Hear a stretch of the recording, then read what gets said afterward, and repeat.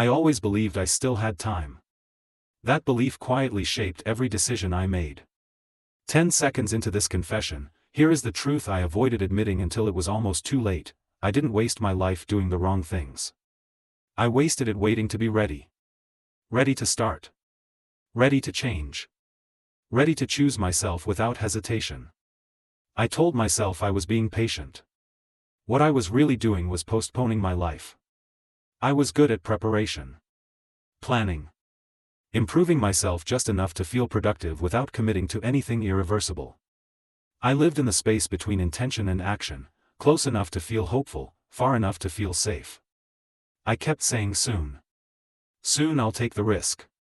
Soon I'll leave. Soon I'll become who I actually am. Soon became my favorite word. It carried no consequences. At first, waiting felt responsible. I told myself I needed more experience, more stability, more confidence. I watched others rush into decisions and make mistakes, and I felt quietly superior for being cautious. I wasn't reckless like them. I was smart. I was also standing still. Years passed without announcing themselves. Nothing dramatic happened to mark their arrival or departure. My life moved forward on the surface, work, obligations, routines, but internally, I was paused. I was always about to begin. I remember noticing how often my life felt like a rehearsal. I showed up, participated, performed well enough, but everything felt temporary, provisional. As if the real version of my life was waiting backstage. That mindset infected everything. I didn't fully commit to relationships because I wasn't settled yet. I didn't pursue what scared me because I was still preparing. I didn't say what I truly wanted because I might want something different later. Later became a shelter. A place where I stored my real self so I wouldn't have to risk him now. I didn't feel unhappy. That's what makes this difficult to explain. I felt unfinished. Like a book permanently open to the first chapter. People around me thought I was thoughtful, measured, careful. They admired my restraint. They trusted me because I didn't rush. What they didn't see was how much fear lived inside that restraint. Fear of choosing wrong. Fear of closing doors. Fear of discovering that I wasn't as capable as I imagined myself to be. Waiting allowed me to preserve potential. As long as I hadn't tried, I could still be anything. That illusion was intoxicating. But potential that is never tested becomes a burden. I started feeling a quiet pressure, not urgency, but weight. Every year that passed added to the pile of things I could have been if I had started earlier. I told myself I was avoiding regret. But regret was already forming. It just hadn't spoken yet. Late at night, alone, I would feel it, a subtle anxiety with no clear object. Not panic. Not sadness. A sense of being late to my own life. I would ask myself questions I didn't know how to answer. When will you be ready? What exactly are you waiting for? How much time do you think you have? I didn't like those questions. They threatened the illusion that waiting was neutral. It wasn't. Waiting was a choice. And I was making it every day. I didn't yet understand the cost. But I was about to. The moment I realized time wasn't waiting for me didn't arrive as panic. It arrived as clarity.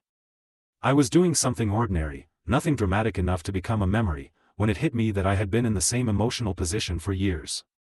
Not stuck in circumstances, but stuck in posture. Still preparing.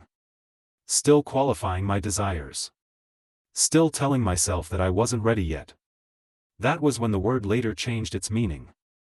It stopped sounding patient. It started sounding evasive.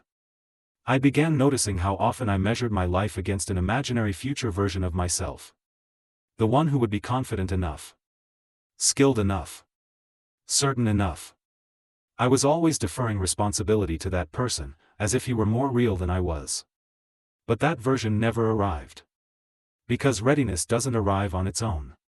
It's created by action. I realized I had misunderstood something fundamental. I thought waiting protected me from irreversible mistakes. In reality, it was creating one. Time doesn't punish you loudly. It doesn't announce when it has taken something from you. It just moves on, and one day you notice that certain doors no longer respond when you knock. I started looking back at opportunities one had postponed, not because they were wrong, but because they felt premature. Relationships I had kept provisional. Paths I had treated as temporary even while living inside them for years. I told myself I was being flexible. What I was actually doing was refusing to commit to being anyone specific. That refusal began to feel heavy. I noticed a growing impatience in myself, not with others, but with my own hesitation. I had become skilled at explaining my delay in intelligent ways. But explanation doesn't stop erosion. There is a specific kind of regret that comes from inaction. It doesn't scream. It accumulates. I felt it when I saw people my age living lives that looked imperfect but decided. They weren't necessarily happier. They weren't necessarily more successful. But they were inside their choices. I was still circling mine. The fear shifted then. It was no longer fear of choosing wrong. It was fear of never choosing at all. I realized that by waiting to be ready, I had been trying to guarantee a painless future. But life doesn't work that way. The pain doesn't disappear, it just changes form. I had avoided the pain of risk. I had inherited the pain of stagnation. That pain is quieter. Less obvious. But it's harder to escape because it doesn't give you a clear enemy. There is no moment to rebel against. No crisis to justify change. Just a slow realization that your life has been happening without your full consent. I began to see how waiting had shaped my identity. I didn't introduce myself as someone who does things. I described myself as someone who is considering things. Planning. Exploring. Preparing. I was living in the conditional tense. And then a thought surfaced that I couldn't ignore. If nothing changes, this is my life. Not a draft. Not a rehearsal. The final version. That thought felt heavier than any risk I had avoided. Because it meant that by waiting for the right moment, I had allowed the moment to pass me by. Not dramatically. Quietly. Politely. I felt grief then, not for what I had lost, but for what I had delayed until it no longer felt accessible. Some things don't become impossible with time. They become harder to justify. And justification, I learned, is the enemy of action.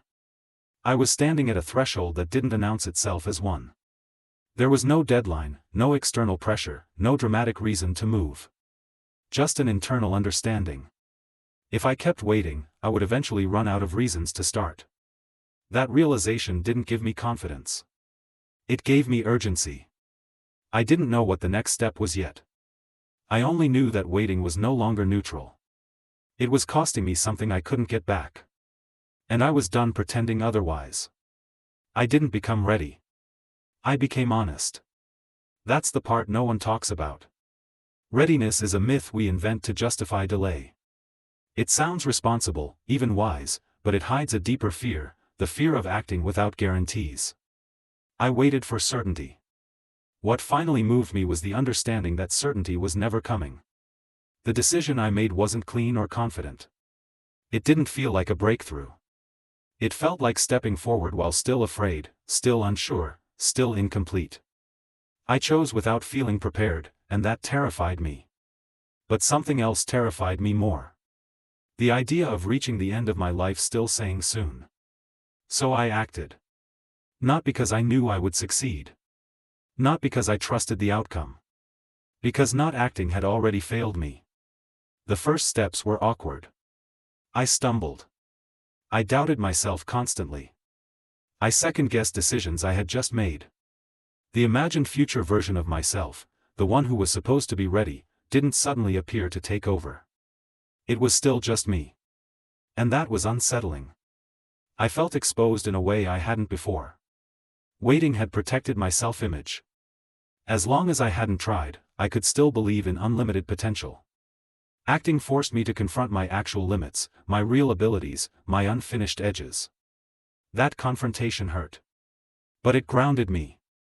I began to understand that identity isn't discovered through preparation. It's forged through participation.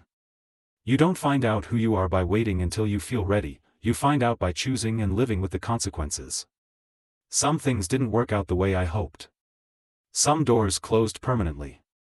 Some opportunities one imagined were already gone. I had to grieve the version of my life that could have existed if I had started earlier. That grief was real. And necessary. Because regret doesn't disappear when you finally move forward. It comes with you. It sits beside you.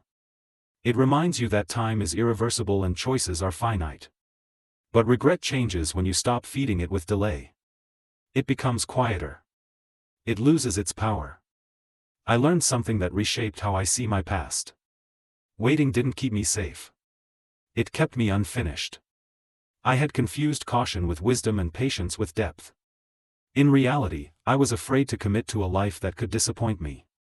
Waiting allowed me to preserve the fantasy of who I might become, while avoiding the risk of becoming someone real. Real people fail. Real people choose wrong sometimes. Real people don't get unlimited time. Accepting that didn't make me fearless. It made me present. My life now feels heavier, not in a negative way, but in a grounded one. My days have consequences. My choices have weight. I can no longer pretend I'm just passing through. I'm here. Fully. If you're listening to this and you recognize yourself, someone who is always preparing, always waiting for the right moment, always telling yourself that you'll begin when you're ready, hear this gently. Readiness is not a prerequisite for living. It's a byproduct of doing. You don't wake up one day and feel qualified to be yourself. You step into your life unqualified, uncertain, and afraid, and you learn by staying. I waited too long to become myself. I can't reclaim the time I spent postponing. But I can choose not to postpone anymore. And that choice, imperfect and late as it may be, finally feels like living. Not because it's easy. Not because it's certain. But because it's no longer delayed. And for the first time, I'm not waiting to begin. I already have.